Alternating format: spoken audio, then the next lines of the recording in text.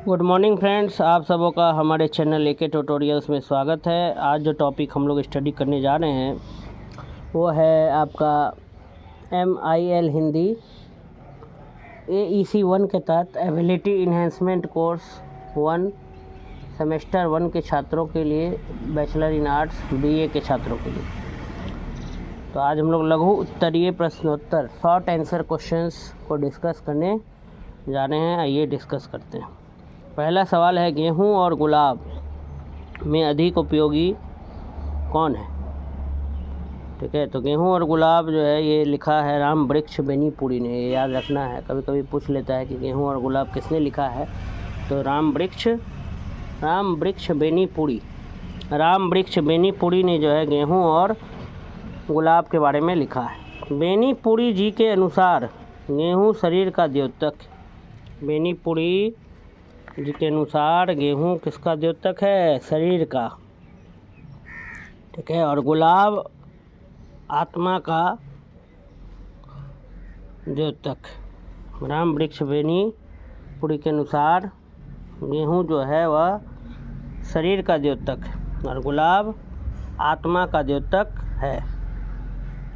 मैंने बेनीपुरी, राम वृक्ष बेनीपुरी कहते हैं कि शरीर के निर्वहन के लिए, शरीर को चलाने के लिए, शरीर को ऊर्जा प्राप्त करने के लिए, एनर्जी वो गेहूं से प्राप्त होता है। और वहीं गुलाब आत्मा का द्योतक है। गुलाब से क्या मिलती है? आत्मा को शांति मिलती है। गेहूं से शरीर तृप्त होता है। यदि इस सिद्धांत को माना जाए तो जीवन के लिए गेहूं और गुलाब दोनों आवश्यक है। यदि इस सिद्धांत को माना जाए तो जीवन के लिए गेहूं और गुलाब दोनों क्या है? आवश्यक है। शरीर के निर्वहन के लिए गेहूं की आवश्यकता होती है। ठीक है, शरीर के निर्वहन के लिए, किंतु आत्मा शांति के लिए गुलाब की आवश्यकता पड़ती है। शरीर के निर्वहन माने शरीर को संचालित करने के लिए किसकी ज़रूरत होती है? रोटी खाने की ज़रूरत होती है, किंतु आत्म शांति के लिए गुलाब की आवश्यकता पड़ती है। फिर भी शरीर के संचालन के लिए गेहूं अति आवश्यक है। लेकिन फिर भी अगर हम तुलना करें कि गेहूं और गुलाब में ज़्यादा ज़रूरी क्या है, तो गेहूं ज़्यादा ज़रूरी है, क्योंकि गेहूं शरीर के संचालन के लिए ज़रूरी है। अति आवश्यक माने अति जोर आवश्यक। फिर भी शरीर के संचालन के लिए गेहूं क्या है? अति आवश्यक है। गेहूं मनुष्य के लिए मूलभूत आवश्यकता है, बेसिक नीड है। गेहूं जो है वो मनुष्य के लिए, इंसानों के लिए मूलभूत यानी बेसिक नीड है। 3 बेसिक नीड माना जाता है: रोटी, कपड़ा और मकान। फूड, क्लॉथिंग और शेल्टर।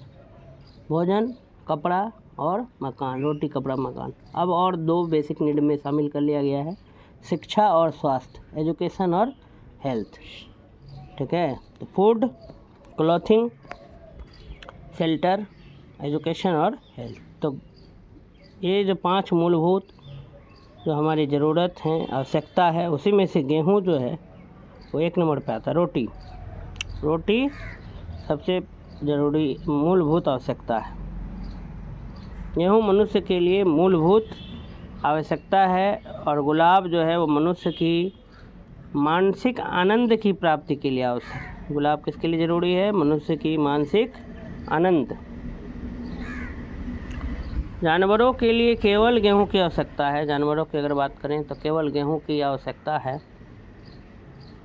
ठीक है, और गुलाब मनुष्य की क्यों?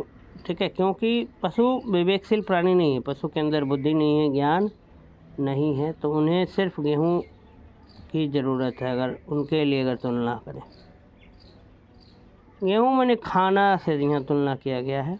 ठीक है, क्योंकि पशु विवेकशील प्राणी नहीं है, मनुष्य विवेकशील प्राणी है, मनुष्य के अंदर ज्ञान है, विवेक है, अतः उसे गेहूं और गुलाब दोनों की आवश्यकता है। तो इसलिए मनुष्य को दोनों चाहिए।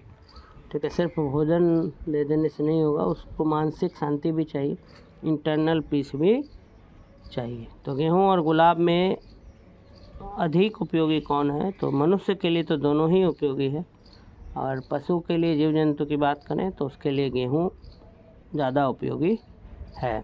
तो यही एक छोटा सा क्वेश्चन था कि गेहूँ और गुलाब में अधिक उपयोगी कौन है।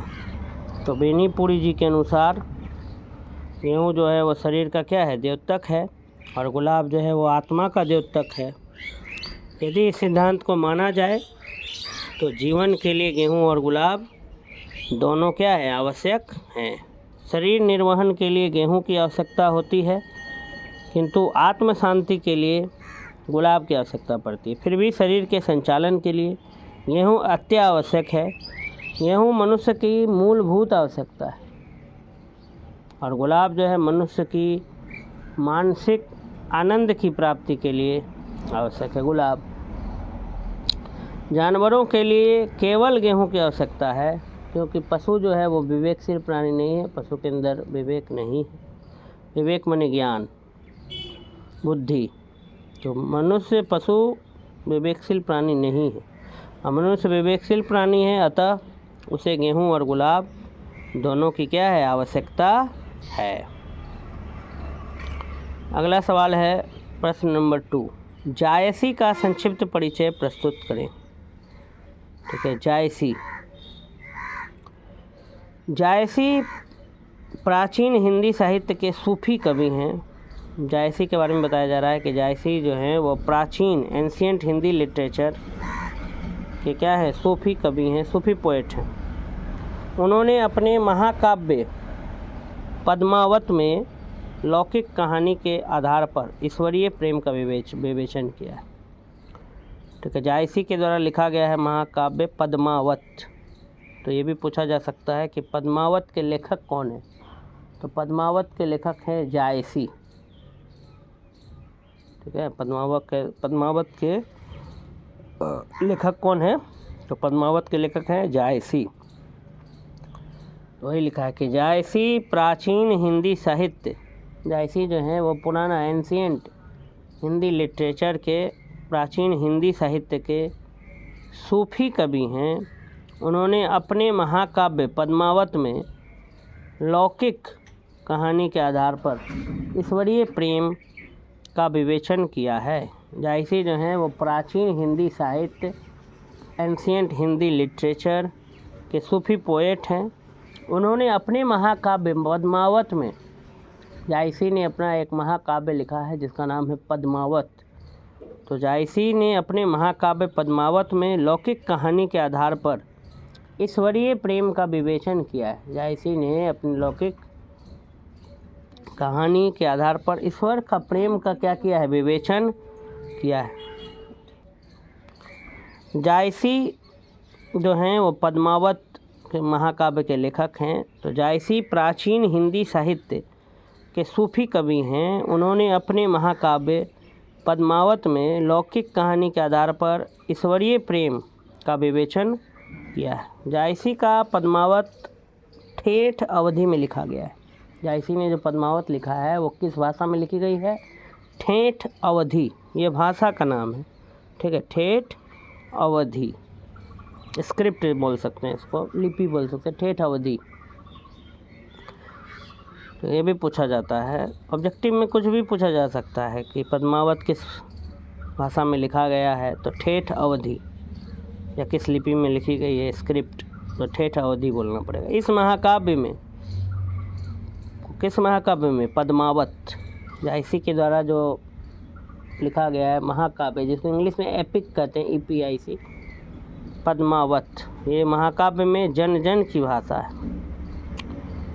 इस महाकाव्य में ग्रामीण जीवन के शब्द मिलते हैं। ये जो महाकाव्य है इसमें ग्रामीण जीवन के क्या मिलते हैं, शब्द मिलते हैं। इस महाकाव्य में सभी रसों एवं छंदों की व्याप्ति हुई है। ये जो महाकाव्य है इसमें सभी रस एवं छंद की क्या हुई है, व्याप्ति हुई है। जायसी प्रेम की पीर के कवि हैं। जायसी जो हैं वो प्रेम की पीर के क्या हैं, कवि हैं। उन्होंने चित्तौड़ के राजा रतन सेन की प्रेम साधना तथा रानी पद्मावती के प्रेम समर्पण का जो चित्रण किया है वह हिंदी साहित्य में अनूठा है, अनोखा है।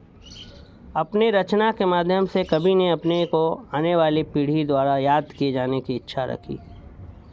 तो जायसी कौन है, उनका संक्षिप्त परिचय, ब्रीफ में उनका परिचय देना था। तो जायसी जो हैं वो प्राचीन हिंदी साहित्य के सूफी कवि हैं, ठीक है। उन्होंने अपने महाकाव्य पद्मावत में, जायसी के द्वारा लिखा गया है महाकाव्य पद्मावत, उसमें उन्होंने लौकिक कहानी के आधार पर, लौकिक माने लोक की कहानी, लोगों की कहानी, लौकिक लोक माने क्या होता है, लोग, पीपल। तो लौकिक कहानी के आधार पर ईश्वरीय प्रेम, ईश्वर से प्रेम का क्या किया, विवेचन किया है। जायसी का पद्मावत ठेठ अवधि में लिखा गया है। जायसी का पद्मावत जो है वो ठेठ अवधि भाषा में लिखा गया है। इस महाकाव्य में जन जन की भाषा है। इस महाकाव्य में किसकी भाषा है, जन जन की भाषा है। इस महाकाव्य में ग्रामीण जीवन के शब्द मिलते हैं। इस महाकाव्य में सभी रसों एवं छंदों की व्याप्ति हुई। जायसी प्रेम की पीड़ के कवि हैं। जायसी जो हैं वो प्रेम की पीड़ के क्या है, कवि हैं। प्रेम की पीड़ भी लग रहा है जायसी ने लिखा है, ठीक है। उन्होंने चित्तौड़ के राजा रतन सेन की प्रेम साधना तथा रानी पद्मावती के प्रेम समर्पण, ठीक है। चित्तौड़ के राजा रतन सेन और रानी पद्मावती, इन दोनों के प्रेम समर्पण का जो चित्रण किया है वह हिंदी साहित्य में क्या है, अनूठा प्रेम साधना को दर्शाया गया।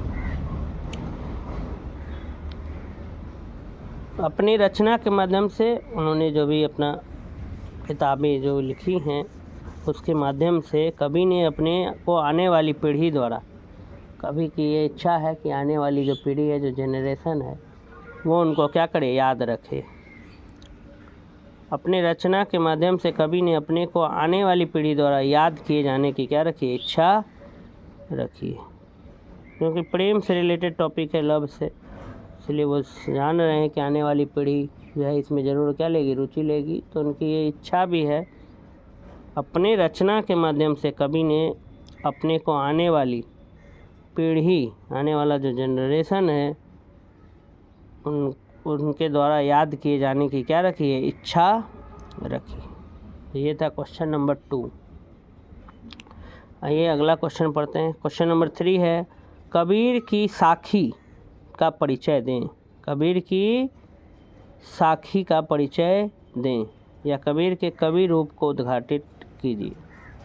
कबीरदास के दोहे आप लोग सुनते ही होंगे, नहीं, काल करे सो आज कर, आज करे सो अब, पल में पल्ले होएगी बहुड़ी करेगा कब, गुरु गोविंद दोनों खड़े काके लागो पाओ, बलिहारी गुरु आपने गोविंद दियो बताए।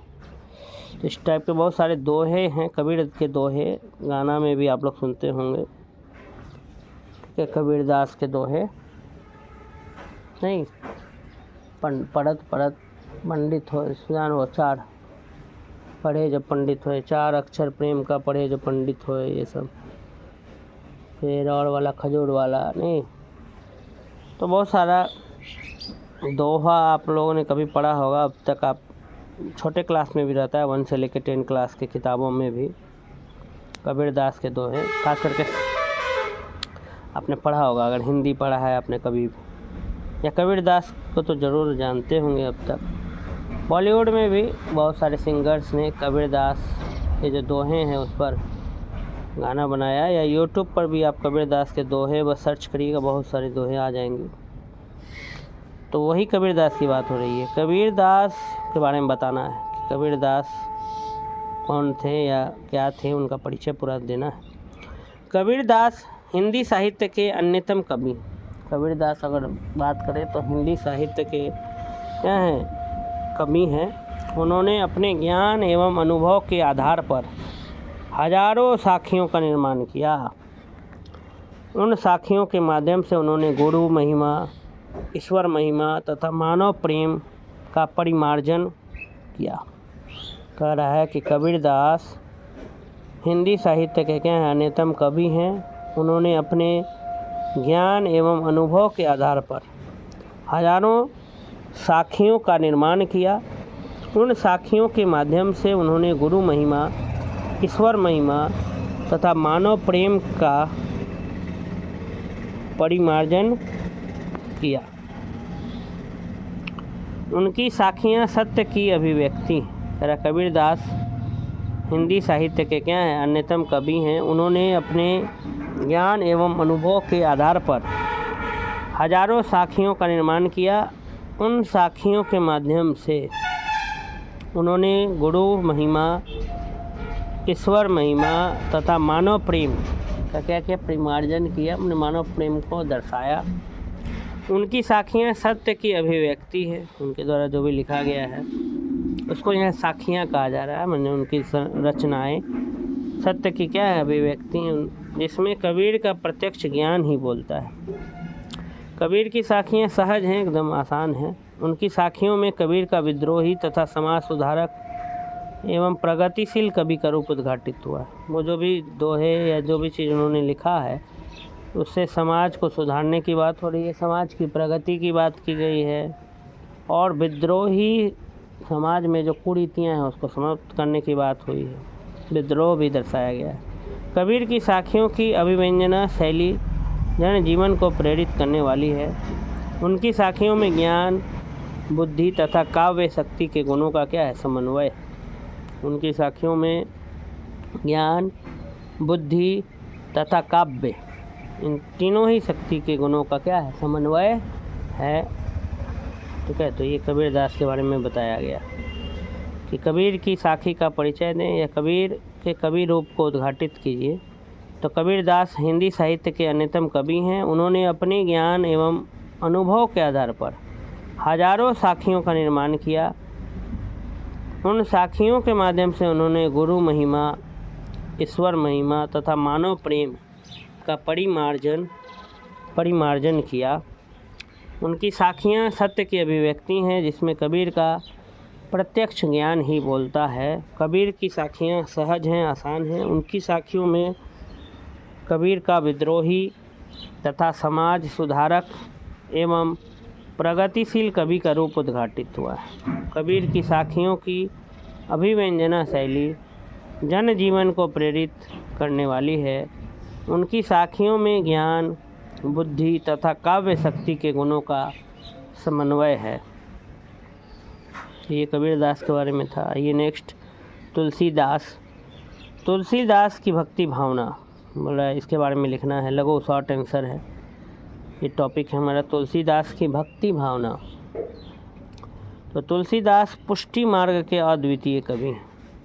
तुलसीदास पुष्टि मार्ग के अद्वितीय कवि हैं। उनके इष्ट, उनके जो चाहने वाले जो भगवान इष्ट देव राम है, वो राम के बारे में एकदम इष्ट देव उनके क्या है, राम है। रामचरितमानस तुलसीदास ने लिखा है, अगर आपको नहीं पता है तो बता दूं, रामचरितमानस। इसलिए तो उनके इष्ट देवता मतलब उनके एकदम वैसे भगवान जो उनको एकदम इष्ट हैं, माने वो जिनको एकदम चाहते हैं, उनके इष्ट देव राम हैं, जिनके जीवन संघर्ष पर आधारित उनका महाकाव्य रामचरितमानस। ठीक है, तुलसीदास जो है वो पुष्टि मार्ग के अद्वितीय कवि हैं। ठीक है, उनके जैसा कभी फिर नहीं आया उस मार्ग का, अद्वितीय। उनके इष्ट देव राम हैं। उनके जो ईश्वर हैं वो जिसमें विश्वास रखते हैं जिस भगवान पर, वो राम भगवान हैं। जिनके जीवन संघर्ष पर, राम जी का जो जीवन संघर्ष था, लाइफ में जो स्ट्रगल था, राम जी को जो 14 साल का वनवास हुआ था, या जंगलों में उन्होंने किस तरह का संघर्ष किया, या परिवार में उन राम जी को क्या क्या संघर्षों का सामना करना पड़ा भगवान रहते हुए भी। तो इस उनके जीवन संघर्ष पर आधारित उनका महाकाव्य क्या है, रामचरितमानस। तुलसीदास ने रामचरितमानस लिखा, वो राम जी के ही जीवन पर आधारित है। राम जी के जीवन संघर्ष, लाइफ का जो स्ट्रगल है उसी पर आधारित है। तुलसीदास पुष्टि मार्ग के अद्वितीय कवि हैं। उनके इष्ट देव राम हैं, जिनके जीवन संघर्ष पर आधारित उनका महाकाव्य रामचरितमानस। भारतीय जनमानस में अध्यात्म और भक्ति की जो पीयूष धारा प्रवाहित हो रही है, उसका स्रोत वेदों उपनिषदों के अतिरिक्त रामचरितमानस भी है। कह रहा है कि भारतीय जनमानस में, इंडिया के लोगों के बुद्धि में, जनमानस में जो अध्यात्म, मेडिटेशन या भक्ति, ठीक है, स्पिरिचुअलिटीज़ जो फैला है, जो प्रवाहित हो रहा है, जो पवित्र जो धारा जो बह रही है अध्यात्म की या धर्म की, तो उनका जो सोर्स बताया गया, वेद उपनिषद तो बताए ही गए हैं। वेद उपनिषद के अलावा रामचरितमानस भी जो है वो भारतीय जनमानस में भक्ति का क्या करता है, संचार करता है। वही लिखा, भारतीय जनमानस में अध्यात्म और भक्ति की जो पीयूष धारा प्रवाहित हो रही है, उसका स्रोत, उसका जो सोर्स है वो वेदों उपनिषदों के अतिरिक्त, वेदों उपनिषदों के अलावे रामचरितमानस भी। भक्त तुलसी ने, मैंने राम जी के भक्त बताए गए हैं, भक्त तुलसी ने रामचरित्र, सीता चरित्र तथा हनुमान चरित्र को न केवल अपनी कविताओं का विषय बनाया, अपितु उन्होंने प्रबंध और मुक्तक शैली में अवधि और वज्र भाषा को स्वीकार करते हुए जनमानस को राम भक्ति का क्या पिलाया, रस पिलाया। ठीक है, कह रहा है कि तुलसीदास ने रामचरित्र लिखा, कैरेक्टर राम के बारे में, सीता का चरित्र पूरा बताया, हनुमान का चरित्र बताया। तो ये सब को अपने कविताओं का क्या उन्होंने टॉपिक चुना, इन टॉपिक पर उन्होंने क्या कविता का निर्माण किया। रामचरित्र, सीता जी का चरित्र, हनुमान जी का चरित्र, तो उन्होंने अपनी कविताओं का विषय बनाया। साथ ही साथ विषय तो बनाया, साथ ही साथ प्रबंध और मुक्तक शैली में लिखने का जो उनका शैली था, अलग अलग लिखने की पद्धति होती है, शैली होती है, तो शैली का नाम है प्रबंध शैली और मुक्तक शैली। हिंदी लिटरेचर को लिखने का अलग अलग शैली होता है, तो उन्होंने प्रबंध और मुक्तक शैली में, और ये सब भाषा है अवधि और वज्र भाषा को स्वीकारते हुए, उस समय अवधि और वज्र भाषा का ये था, बोलबाला था जब रामचरितमानस का निर्माण हुआ। तो उन्होंने रामचरितमानस को सिर्फ अपनी कविताओं का विषय नहीं बनाया, बल्कि उन्होंने प्रबंध और मुक्तक शैली में अवधि और वज्र भाषा को स्वीकार करते हुए जनमानस को राम भक्ति का क्या पिलाया, रस पिलाया। वस्तुतः रामचरित्र मानस के 7 कांड तुलसी के भक्ति के 7 सोपान है। रामचरितमानस का जो 7 कांड है वो तुलसी का भक्ति का क्या है, 7 सोपान है, जिनके चिंतन मनन से राम भक्ति क्या होती है, प्राप्त होती है। तो रामचरितमानस आप कभी स्टडी करेंगे तो आपको भी राम भक्ति का रस पीने का क्या होगा, अवसर प्राप्त होगा। और आप देखेंगे कि उनमें जो 7 कांड बताए गए हैं रामचरितमानस में, वो भक्ति के 7 सोपान है। उसमें वो पढ़ते ही आपके अंदर जो भक्ति की भावना एकदम जग उठेगी, जिनके चिंतन मनन से, सिर्फ आप सोचेंगे और मनन करेंगे, उसको स्टडी करेंगे, तो राम भक्ति आपको क्या होगी, प्राप्त होगी। तो ये है तुलसीदास की भक्ति भावना, तुलसीदास की भक्ति भावना कि तुलसीदास पुष्टि मार्ग के अद्वितीय कवि हैं। उनके इष्ट देव राम हैं, जिनके जीवन संघर्ष पर आधारित उनका महाकाव्य रामचरितमानस। भारतीय जनमानस में अध्यात्म और भक्ति की जो पीयूष धारा प्रवाहित हो रही है, उनका स्रोत वेदों उपनिषदों के अतिरिक्त रामचरितमानस भी। भक्त तुलसी ने रामचरित्र, सीता चरित्र तथा हनुमान चरित्र को न केवल अपनी कविताओं का विषय बनाया, अपितु उन्होंने प्रबंध और मुक्तक शैली में अवधि और वज्र भाषा को स्वीकार करते हुए जनमानस को राम भक्ति का रस पिलाया। वस्तुतः रामचरितमानस के 7 कांड तुलसी के भक्ति के 7 सोपान हैं, जिनके चिंतन मनन से राम भक्ति क्या होती है, प्राप्त होती है। तो तुलसीदास की अगर भक्ति भावना आएगा शॉर्ट नोट्स में लिखने, तो इसी को आप लोग लिख सकते हैं और इसमें अपना 1-2 लाइन जोड़ सकते हैं अपनी भाषा में। इसको कोई भी सवाल आता है तो आप सवाल का बस टॉपिक पढ़ लीजिए और उससे रिलेटेड आप अपने आप से स्वयं की भाषा में उसको लिखने का क्या करिए, प्रयास करिए, सरल से सरल भाषा। चलिए नेक्स्ट सवाल, अगला सवाल है रामधारी सिंह दिनकर के बारे में संक्षेप में लिखें। अब है रामधारी सिंह दिनकर, इनके बारे में संक्षेप में बताना है, ब्रीफ में, छोटा में बताना है। रामधारी सिंह दिनकर का जन्म 1908 ईस्वी में बिहार के सिमरिया गांव में हुआ था। रामधारी सिंह दिनकर के बारे में अगर बताया जाए तो रामधारी सिंह दिनकर का जन्म 1908 ईस्वी में बिहार के सिमरिया गांव में हुआ था। रामधारी सिंह दिनकर का जन्म 1908 ईस्वी में बिहार के सिमरिया गांव में हुआ था। अभाव एवं संघर्षों से जूझते हुए, वो एक गरीब परिवार में जन्मे थे तो अभाव था, अभाव एवं संघर्षों से, स्ट्रगल से जूझते हुए दिनकर जी एक शिक्षक, फिर एक अध्यापक, एक कुलपति एवं फिर शिक्षक, अभिभावक, उसके बाद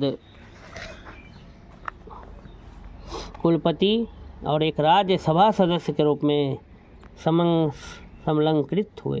कह रहा है कि अभाव में तो उनका बचपन बीता, वो गरीब परिवार में जन्म लिए, परंतु उन्होंने एक शिक्षक, वो बाद में अपनी मेहनत से, अपने संघर्ष से उन्होंने बहुत कुछ हासिल किया। शिक्षक बने वो अपने जीवन में, टीचर बने, फिर लिखा है कुलपति बने, ठीक है, कॉलेज के जो हेड होते हैं, यूनिवर्सिटी के कुलपति, यूनिवर्सिटी के हेड कुलपति, वाइस चांसलर, वीसी,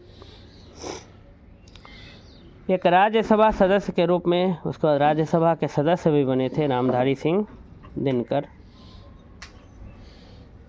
ठीक है। एक राज्यसभा के सदस्य के रूप में समलंकृत होते हुए अपने जीवन काल में इन्होंने अपनी अनेक कविताएं लिखी, जिनमें प्रमुख हैं रेणुका, हुंकार, रसवंती, उर्वशी, रश्मि रथी इत्यादि। लेखक के रूप में इनकी प्रमुख कृति, ठीक है। रामधारी सिंह दिनकर ने की जो प्रमुख जो कृतियां हैं वो ये सब हैं। रेणुका, तो आता है, ये सब किताब का नाम दे देगा, बोलेगा इस टॉपिक दे देगा कि इसके लेखक कौन थे, या कविता का नाम दे देगा, इसके लेखक, इसके कवि कौन थे, इस टाइप से पूछता है। हिंदी में दो चीज़ होता है, हिंदी साहित्य में प्रोज और पोइट्री, जैसे इंग्लिश में होता है, एक कहानी वाला हिस्सा होता है और एक कविता होता है, उसी तरह हिंदी में भी वही है, गद्य और पद्य, ठीक है, तो वही है उसी में। तो कह रहा है कि उन्होंने बहुत सारी कविताएं लिखी हैं। रामधारी सिंह दिनकर के द्वारा बहुत सारी कविताएं लिखी हैं, उसमें कुछ प्रमुख कविताओं का नाम यह दिया है, जैसे रेणुका, हुंकार, रसवंती, उर्वशी, रश्मि रथी इत्यादि। फिर आगे लिखा है संस्कृति के 4 अध्याय तथा अर्धनारीश्वर, उन्होंने ही लिखा है, संस्कृति के 4 अध्याय और अर्धनारीश्वर, ये भी उन्होंने ही लिखा है। रेणुका, हुंकार, रसवंती, उर्वशी, रश्मि रथी इत्यादि सद लेखक के रूप में इनकी प्रमुख कृति है। संस्कृति के 4 अध्याय तथा अर्धनारीश्वर, इसकी भी रचना किसने की है? रामधारी सिंह दिनकर ने की। अपने जीवन काल में ही ये भारत के राष्ट्र कवि के रूप में समलंकृत हुए। इनको जो है राष्ट्र कवि, भारत का राष्ट्र कवि के नाम से भी जाना जाता है, रामधारी सिंह दिनकर को, नेशनल पोएट, राष्ट्र कवि, ठीक है। दिनकर जी मूलतः रोमांटिक कवि थे, किंतु उनकी कविताओं में देश प्रेम की भावना का दिग्दर्शन अधिक होता है। तो दिनकर जी को अगर कहें, रामधारी सिंह दिनकर जी, तो वो रोमांटिक कवि में आते हैं, किंतु उनकी कविताओं में देश प्रेम की भावना ज़्यादा दिखाई देता है, दिग्दर्शन होता है। दिनकर का कवित्व सहजता का पुजारी है। दिनकर की अगर कविताएं आप पढ़ेंगे तो काफ़ी सहज भाषा में है, ईजी है, एकदम सहज है, आसान है, सरल है। उनकी कविताओं की भाषा इतनी सहज तथा सरल है, इतनी आसान है कि कोई भी व्यक्ति उसे पढ़ समझ सकता है। करा है कि दिनकर ये जो कविता लिखते थे, उनकी भाषा जो थी कविताओं की वो बहुत सहज और सरल थी। उनकी कविताओं की भाषा इतनी सहज तथा सरल है कि कोई भी व्यक्ति उसे पढ़ समझ सकता है। आइए हमारा अगला जो सवाल है अब उसको देखते हैं। संचार भाषा किसे कहते हैं? संचार का मतलब वही कम्युनिकेशन। आपका जो है सेमेस्टर 1 में भी एक कोर्स भी है, ठीक है, कम्युनिकेशन इन एवरी लाइफ। उसका भी वीडियो मैंने अपने चैनल में बना रखा है। अगर आप तक अपनी नहीं देखा है तो जाकर के प्लेलिस्ट में देख सकते हैं, ठीक है। स्किल इन्हेंसमेंट कोर्स SEC 1 के तहत है वो, SEC 1। तो उसके भी वीडियोज़ मैंने बहुत सारे वीडियोज़ बना रखे हैं। और आपने अब तक चैनल को सब्सक्राइब नहीं किया है तो चैनल को ज़रूर सब्सक्राइब कर लें, तो आपको सारी वीडियोज़ के बारे में पता चलता रहेगा। तो आइए वही हमारा टॉपिक है अभी, संचार भाषा। संचार की भाषा, कम्युनिकेशन की भाषा किसे कहते हैं? संचार भाषा किसे कहते हैं? तो चलिए पढ़ते हैं उत्तर में क्या लिखा है। संचार भाषा का अर्थ है किसी बात को आगे बढ़ाना या फैलाना। संचार करना, एक जगह से दूसरी जगह बात को क्या कर देना, फैला देना, वही कहलाता है संचार भाषा। संचार भाषा का अर्थ है किसी बात को आगे बढ़ाना या फैलाना। इसकी मूल धातु संस्कृत की चढ़ है, चढ़, जिसका अर्थ है चलना। दूसरे शब्दों में अगर कहें तो जब किसी भाव या विचार या जानकारी को दूसरों तक पहुंचाते हैं तो इसे संचार कहते हैं, कम्युनिकेशन कहते हैं। कोई भी भाव, कोई भी इमोशन, कोई आइडिया या कोई इन्फॉर्मेशन जब हम दूसरों को क्या करते हैं, शेयर करते हैं, तो वही क्या कहलाता है, कम्युनिकेशन कहलाता है, संचार कहलाता है।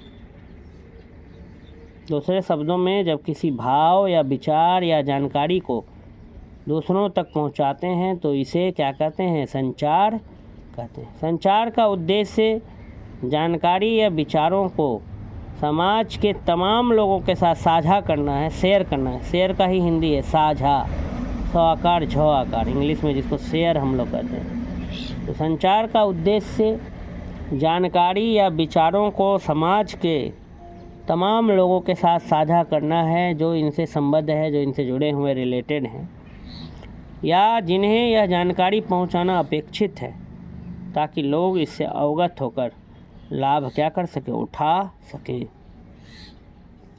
तो ये लिखा है कि संचार का उद्देश्य क्या है, कम्युनिकेशन का उद्देश्य है कि जानकारी या विचारों को हम समाज के उन सभी लोगों तक पहुंचा दें जिस तक वो बात पहुंचनी चाहिए या जिसके लिए वो ज़रूरी है, जिससे हर कोई संचार के माध्यम से फिर क्या उठा सके, लाभ उठा सके। मानव समाज में संचार की उपयोगिता आज सबको जानता है। कम्युनिकेशन बहुत ज़रूरी है। नहीं, व्हाट्सअप में, सोशल मीडिया साइट जितने भी हैं, व्हाट्सअप, इंस्टाग्राम, फेसबुक, थ्रेड, तरह तरह के जो सोशल साइट्स आ गए हैं, तो उसके माध्यम से अब जो है संचार होता है। मैसेज भी, SMS, तो ये सब क्या है, संचार के तरीके हैं। तो वीडियो कॉल आ गया है, तो बहुत सारा सुविधाएं अब आपके मोबाइल में क्या हो गई हैं, कैद हो गई। मोबाइल जो है एक संचार का एक बहुत बड़ा माध्यम बन चुका है। तो ये लिखा है, मानव समाज में संचार की उपयोगिता और उसके महत्व का अध्ययन करने के लिए हमें मानव के अतिरिक्त अन्य प्राणियों के जीवन का भी अवलोकन करना होगा, क्योंकि वास्तव में मानव भी अन्य जीवों की तरह एक प्राणी ही तो है। विज्ञान की अवधारणा है कि मनुष्य और अन्य जीवों में यदि कोई अंतर है तो मात्र यही है कि मनुष्य में सोचने विचारने की शक्ति, मैंने मनुष्य में विवेक है, बोलने तथा अभिव्यक्त एक्सप्रेस करने की क्या क्षमता है। मनुष्य और जीव में यही फर्क है। इंसान के अंदर क्या है, विवेक है, सोचने समझने की विचारने की शक्ति है, बोलने तथा एक्सप्रेस करने, अपने आइडियाज़ को अभिव्यक्त करने की क्या है, कैपेसिटी है, क्षमता है, एबिलिटी। इन्हीं विशेषताओं के चलते, मनुष्य के अंदर जो ये विशेषताएं हैं, इनके चलते इसे विधाता की अद्वितीय कृति का दर्जा प्राप्त है। गॉड्स का क्रिएटर, गॉड ने कहा जाता है कि ईश्वर ने जो कुछ भी बनाई तो उसमें सबसे अच्छी चीज़ जो है मानव को बनाया, सभी गुणों से लैस किया मानव को, सभी गुणों से संपन्न बनाया इंसानों को। ठीक है, तो संचार के बारे में कह रहा है कि मानव समाज में संचार की उपयोगिता, मानव समाज में संचार की उपयोगिता, मानव समाज में संचार की उपयोगिता और उसके महत्व का अध्ययन करने के लिए, अगर हमको उसका स्टडी करना है कि इंसान के जीवन में संचार की क्या उपयोगिता है, क्या इम्पोर्टेंस है, क्या सिग्निफिकेंस है, तो उसके महत्व को अध्ययन करने के लिए हमें मानव के अलावे कह रहा है कि अन्य प्राणियों के जीवन का भी क्या करना होगा, अवलोकन करना होगा। क्योंकि वास्तव में मानव भी अन्य जीवों की तरह एक प्राणी ही तो है। विज्ञान की अवधारणा है, विज्ञान की ये थिंकिंग है, सोच है कि मनुष्य और अन्य जीवों में, मनुष्य और दूसरे जीवों में यह अंतर है। यदि कोई अंतर है, यदि कोई फ़र्क है, तो मात्र यही फ़र्क है कि उसमें सोचने विचारने की क्या है, शक्ति, बोलने तथा अभिव्यक्त करने की क्षमता है। इन्हीं विशेषताओं के चलते इसे विधाता की अद्वितीय कृति तक कहा गया है। गॉड्स का, ठीक है, अद्वितीय कृति माना गया है। वैसी दूसरी कृति विधाता ने नहीं बनाई, वरना आहार, निद्रा, भय, मैथुन आदि अन्य जीवों में भी विद्यमान है। सारा कुछ, खाना खाना, सोना, डर, ठीक है, मैथुन, ये सब जो है सभी जीवों में क्या है, विद्यमान है। देखा तो यहाँ तक गया है कि जिन गुणों की बदौलत आदमी अपने आप को अन्य प्राणियों से श्रेष्ठ समझता है, वे गुण न्यूनतम मात्रा में अन्य प्राणियों में भी विद्यमान हैं। हाँ, ये अवश्य है कि वे गुण मनुष्य में अन्य प्राणियों की अपेक्षाकृत विकसित अवस्था में, मैंने पशुओं में भी सभी गुण हैं इंसानों के जैसे ही, ठीक है, बस इंसान में है कि इंसान में वो गुण थोड़ा विकसित अवस्था में है। और सबसे जो मेन जो फ़र्क पशु और इंसानों में है, इंसान में सोचने और समझने की शक्ति है, और इंसान में जो है, इंसान जो है अपनी भावनाओं को क्या कर सकता है, व्यक्त कर सकता है, एक्सप्रेस कर सकता है अपने विचारों को। तो ये चीज़ है, इसीलिए हमें एक अच्छा क्या होना चाहिए, वक्ता भी होना चाहिए। हमें जो है दूसरों को अपनी बात पहुंचाने आनी चाहिए, हमें कम्युनिकेशन आना चाहिए कि हम अपनी बात दूसरों को सही ढंग से क्या कर सकें, पहुंचा सकें। इतना ज़रूर हमें आना चाहिए, नहीं तो हम में और पशुओं में क्या फ़र्क रह जाएगा। यही बात यहाँ बताया जा रहा है। तो ये सवाल भी हो गया। आइए नेक्स्ट क्वेश्चन स्टडी करते हैं। आदेश उन्मुख यथार्थवाद का संक्षेप में वर्णन करें। ठीक है, कह रहा है कि आदेश उन्मुख यथार्थवाद के बारे में कह रहा है, स्टडी करें। आदेश उन्मुख यथार्थवाद का संक्षेप में वर्णन करें। आदेश उन्मुख यथार्थवाद एक विचारधारा है। आदेश उन्मुख यथार्थवाद क्या है? एक विचारधारा है जो सामाजिक और राजनीतिक विषयों पर आधारित है। आदेश उन्मुख यथार्थवाद एक विचारधारा है जो सामाजिक और राजनीतिक विषयों पर आधारित है। इस धारणा के अनुयायी यह मानते हैं कि सामाजिक सुधार और प्रगति के आदर्शों का पालन करना चाहिए, जिससे समाज में समृद्धि और समानता की स्थिति हो। आदेश उन्मुख यथार्थवाद का अर्थ है कि सामाजिक समस्याओं का समाधान वास्तविकता के माध्यम से होना चाहिए, न केवल आदेशों के पीछे भागने से। इस दृष्टिकोण में समाज को वास्तविक समस्याओं का सामना करना चाहिए और उन्हें हल करने के लिए, सॉल्व करने के लिए नई और प्रभावी दिशा निर्देशों की आवश्यकता होती है।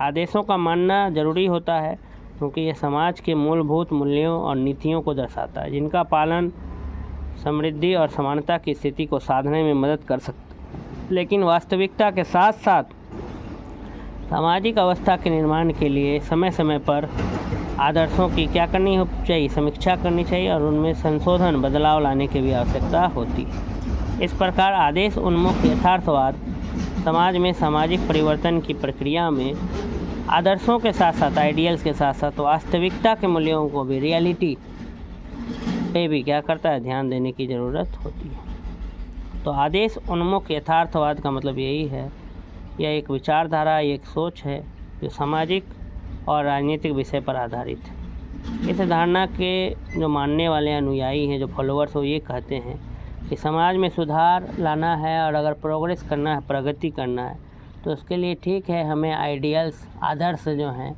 उनको पालन करना चाहिए, जिससे समाज में समृद्धि आए, समानता आए।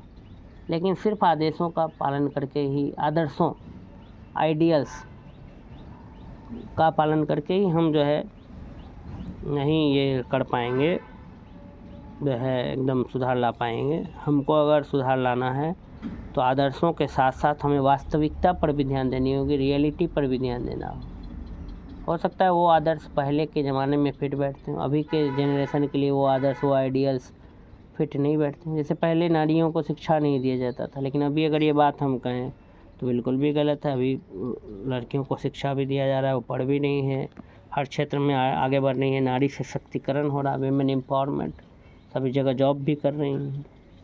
अब पहले के लोगों का सोच था सिर्फ चूल्हा चौकी तक ही लड़कियों को सीमित रखा जाता था। इस प्रकार से उस समय के जो आदर्श थे और अभी का जो आदर्श है तो अलग अलग है आइडियल्स। तो आदर्शों के साथ साथ हमें व्यक्तित्व पर भी, ये व्यक्तित्व बोल रहे हैं, वास्तविकता पर भी ध्यान देने की ज़रूरत है।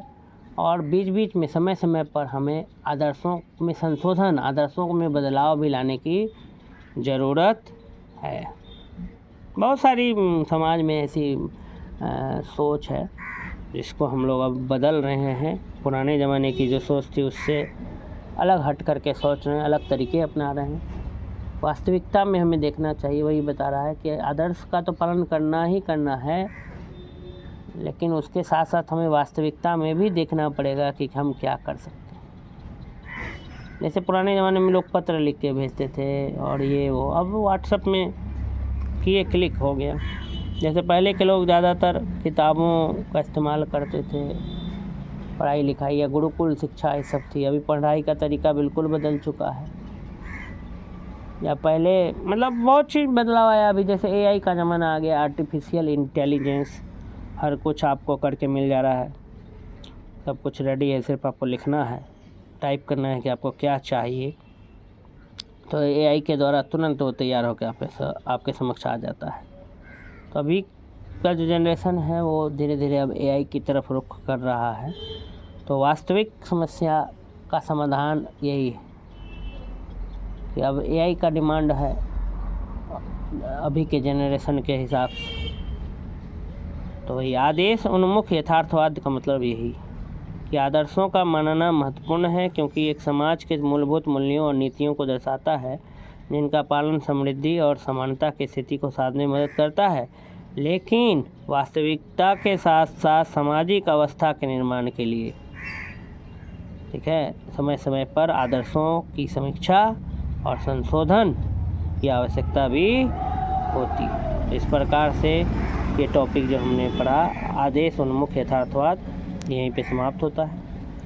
अगला जो टॉपिक है हमारा प्रेमचंद, मुंशी प्रेमचंद, आप लोग नाम सुने होंगे, ठीक है, उनके बारे में संक्षेप में लिखना है। यही हमारा आज का अंतिम सवाल है, ठीक है। प्रेमचंद के बारे में संक्षेप में लिखें, शॉर्ट में लिखें। तो प्रेमचंद हिंदी कथा साहित्य के सर्वोच्च शिखर हैं। उनका जन्म बनारस के निकट लमही नामक स्थान में हुआ था। प्रेमचंद का जीवन अभावों में बीता। वे जीवन भर कलम के मजदूर बने रहे। प्रेमचंद मूलतः और अंततः कथाकार हैं। कथा साहित्य के दोनों अंग, उपन्यास, नॉवेल और कहानी, उनकी लेखनी से समृद्ध हुए हैं। उन्होंने लगभग 300 कहानियाँ लिखी हैं, जो मानसरोवर नाम से 8 भागों में संकलित। मानसरोवर, गोदान, रंगभूमि, कर्मभूमि, कायाकल्प, प्रतिज्ञा, निर्मला, प्रेमाश्रम, सेवा सदन, ये सब उनके प्रमुख उपन्यास। कह रहा है कि प्रेमचंद जो है हिंदी कथा साहित्य के सबसे ऊंचे शिखर हैं, सर्वोच्च शिखर हैं, एकदम मुकुट हैं। उनका जन्म बनारस के निकट लमही नामक जगह में हुआ था। प्रेमचंद का जीवन अभावों में बीता। वे जीवन भर कलम के मजदूर रहे, मैंने कलम ही उनकी ताकत भी बनी, कलम से ही उन्होंने बस वो लिखें। प्रेमचंद मैंने कलम को ही उन्होंने अपने जीवन का आधार बनाया। प्रेमचंद मूलतः और अंततः कथाकार हैं। कथा साहित्य में कहानी या स्टोरी कथा साहित्य के दोनों अंग, उपन्यास और कहानी, दोनों में उनका योगदान रहा। बहुत सारे उपन्यास उन्होंने लिखे हैं, बहुत सारी कहानियाँ लिखी हैं। प्रेमचंद के बारे में कहा जाता है कि लगभग उन्होंने 300 कहानियाँ लिखी, जिसको एक जगह संकलित किया गया है, एक जगह कंपाइल किया गया है, जिसका नाम है मानसरोवर। मानसरोवर में प्रेमचंद की सभी कहानियाँ आपको पढ़ने मिल जाएगी। ठीक है, जैसे झोड़ी और बैल के 2 बैलों की कहानी, ये सब सुने होंगे। बहुत सब कहानी उन्होंने लिखा है प्रेमचंद के द्वारा। ठीक है, तो फिर ऐसे उपन्यास भी बहुत सारा उनका फेमस है। गोदान किसने लिखा है, रंग भूमि किसने लिखा है, ये सब प्रेमचंद आता है। पुस्तक का नाम दे देगा, उपन्यास का, और बताना है आपको कि लेखक कौन है। ये सब तो एकदम याद रखना है कि गोदान किसने लिखा है, तो प्रेमचंद ने। रंग भूमि किसने लिखा है, प्रेमचंद ने। कर्म भूमि किसने लिखा है, प्रेमचंद ने। कायाकल्प किसने लिखा है, प्रेमचंद ने। प्रतिज्ञा किसने लिखा है, प्रेमचंद ने। निर्मला किसने लिखा है, प्रेमचंद ने। प्रेमाश्रम, सेवा सदन, ये सब प्रेमचंद की क्या है, प्रमुख उपन्यास हैं। गोदान, रंगभूमि, कर्मभूमि, कायाकल्प, प्रतिज्ञा, निर्मला, प्रेमाश्रम और सेवा सदन।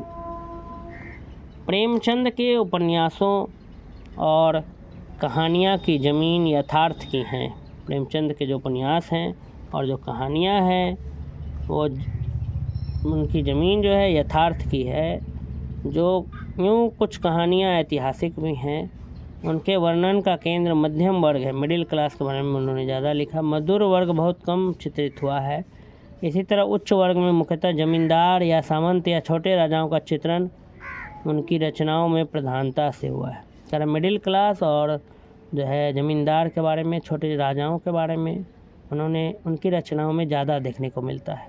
यहाँ यही वर्ग समाज शोषक है। समाज के क्या थे उस समय, शोषण करने वाले थे, समाज का जो है शोषण करते थे। तो उन्होंने अपनी उपन्यासों में समाज में किस तरह से दूसरे लोगों का शोषण किया गया इन वर्गों के द्वारा, उन्होंने इसको अपने उपन्यास में क्या किया, चित्रित किया, अपनी कहानियों में चित्रित किया। उस समय तक औद्योगिक पूंजीवादी वर्ग कम विकसित हुआ था, इसलिए मध्यम वर्ग या निम्न वर्ग के शोषक के रूप में प्रेमचंद्र जी ने जमींदार को ही रखा है। ठीक है, वो गोदान में शोषक के रूप में महाजनों का भी वर्णन है। ये महाजन छोटे छोटे सूदखोर तथा मिल मालिक दोनों हैं। ठीक है, अलग अलग मिल के मालिक और सूद, इंटरेस्ट पर पैसा देने वाले सूदखोर और जो है ज़मींदार, इनको मुंशी प्रेमचंद्र जी ने क्या बताया, वर्ग समाज शोषक, समाज का शोषण करने वाले। ठीक है, मध्यम वर्ग की अनेक समस्याएं प्रेमचंद के साहित्य में मुखरित हुई हैं। मध्यम वर्ग में की अनेक समस्याएं जो हैं वो प्रेमचंद की साहित्य में क्या हुई हैं, मुखरित हुई हैं। गबन में मध्यम वर्ग की आभूषण प्रियता से उत्पन्न समस्याएं हैं। तो गोदान, प्रेमाश्रम में मझोले और छोटे किसानों के जमींदारों द्वारा शोषण की समस्या है। सेवा सदन में आर्थिक अभाव के निष्करुण व्यवहार के कारण एक मध्यम वर्गीय महिला के वैश्या बन जाने और वैश्यावृत्ति से मुक्त होने की चेष्टा है। प्रतिज्ञा में विधवा और परित्यक्ताओं के लिए आश्रय की तलाश है। तो निर्मला में विमाता की समस्या से पीड़ित परिवार के विनाश की करुण गाथा है। तो अलग अलग उपन्यास में क्या क्या लिखा है प्रेमचंद ने, वो यहाँ बताया जा रहा है कि गबन नाम का जो उपन्यास है उसमें उन्होंने मध्यम वर्ग की आभूषण प्रियता, मध्यम वर्ग को जो है आभूषण पसंद है, उसके बारे में, आभूषण प्रियता से उत्पन्न समस्याएं, मध्यम वर्ग को जो आभूषण पसंद है तो उन आभूषण से क्या क्या समस्याएं उत्पन्न हुई, ये चीज़ को दिखाया है। गोदान और प्रेमाश्रम में उन्होंने मझोले और जो छोटे किसान हैं उनका शोषण को दर्शाया है कि ज़मींदारों द्वारा उनका शोषण कैसे किया जाता था। सेवा सदन में जो है आर्थिक अभाव के निष्करुण व्यवहार के कारण, ठीक है, पैसे की कमी के कारण, आर्थिक अभाव के कारण एक महिला जो है वैश्या बन जाती है और वैश्यावृत्ति से मुक्त होने की चेष्टा को भी दर्शाया गया है कि वह फिर उस चीज़ों से निकलना चाहती है। प्रतिज्ञा में विधवा और परित्यक्ताओं का के लिए आश्रय की तलाश है, घर की तलाश है। और निर्मला में उन्होंने भी माता की समस्या से पीड़ित परिवार के विनाश की करुण गाथा है। प्रेमचंद की कहानियों में यही स्थिति है। वहाँ भी छोटी मोटी समस्याएं मुखर होकर आई हैं। बड़े घर की बेटी में ढहते जमींदार परिवार के सदस्यों की रक्षा का कोमल कोशिश है, तो नशा में मध्यम वर्गीय युवक के ऊपर जमींदार परिवार के नशीले प्रभाव का चित्रण है। पूस की रात में खेत अगोड़ने वाले मजदूर की व्यथा है, तो कफन में शोषण से उत्पन्न निकम्मापन की समस्या है, जहाँ कफन के पैसे से शराब पीने जैसा गृहित कार्य बेझिझक होता है। प्रेमचंद जी की कहानियों में सवर्ण और अवर्ण की समस्या और अंत्यजों की पशुवत जिंदगी, पशु के समान जिंदगी, आर्थिक अभाव और सामाजिक अप्रतिष्ठता को बड़ा ही कारुणिक चित्रण है। पहले जाति प्रथा बहुत ज़्यादा था, ठीक है, अलग अलग जातियों को कुआं पे नहीं जाने दिया जाता था। बड़े जाति के लोग जो है मंदिरों में नहीं प्रवेश देते थे या पब्लिक प्लेस में कहीं जाने नहीं देते थे, तो उन्हीं के बारे में चित्रण किया गया है प्रेमचंद की द्वारा कहानियों में, तो करुणा रूप में। इस दृष्टि से ठाकुर का कुआं, फिर सदगति, मंदिर आदि अनेक कहानियाँ प्रेमचंद ने लिखी। ब्राह्मणवादी व्यवस्था के अंतर्गत शोषित निम्न जातियों की पीड़ा, रूढ़ियों, संस्कार, अंधविश्वास और उनके मानसिक शारीरिक शोषण को प्रेमचंद जी ने बड़ी मार्मिकता से उभारा है। फिर ब्राह्मणवादी व्यवस्था, ब्राह्मणों को जो है सबसे पहले ऊपर में ऊंचा में रखा जाता था, श्रेष्ठ जाति माना जाता था, तो उन्होंने क्या क्या अपनी व्यवस्थाओं में किस तरह से निम्न जातियों का उन्होंने शोषण किया, उनकी पीड़ा, रूढ़ियों, संस्कार, अंधविश्वास और मानसिक शारीरिक शोषण, कैसे ऊंची जाति के लोगों ने नीची जातियों का किस प्रकार से शोषण किया, शारीरिक शोषण किया, अंधविश्वास कैसे फैला हुआ था, सुपरस्टिशन, फिर एकदम रूढ़िवादी सोच, तरह तरह की जो बात है। ठाकुर का कुआं, सदगति, मंदिर, अनेक कहानियों के माध्यम से जो है प्रेमचंद, मुंशी प्रेमचंद जी ने इसको क्या किया, दर्शाया। इस प्रकार से हम जो शॉर्ट आंसर्स को डिस्कस कर रहे थे, उसका ये पहला वीडियो आज यहीं पे समाप्त होता है। अगर आपको ये वीडियो अच्छा लगा तो वीडियो को शेयर करें, अधिक से अधिक लोगों तक पहुंचाएं। तो क्या, अगर आप तक अपने चैनल को सब्सक्राइब नहीं किया है तो चैनल को सब्सक्राइब कर लें, वीडियो को लाइक कर लें, कमेंट सेक्शन में ज़रूर कमेंट करें कि कैसा लगा आपको ये वीडियो। फिर अगले वीडियो में हम लोग जो है और भी कुछ लघु उत्तरीय प्रश्नोत्तर को करेंगे। आज हम लोगों ने कुल 8 प्रश्नों का डिस्कशन किया, 8 प्रश्नों का अध्ययन किया। आने वाले वीडियो में फिर आगे हम लोग अध्ययन करेंगे। एक ट्यूटोरियल से आप तमाम दर्शकों को जुड़ने के लिए धन्यवाद।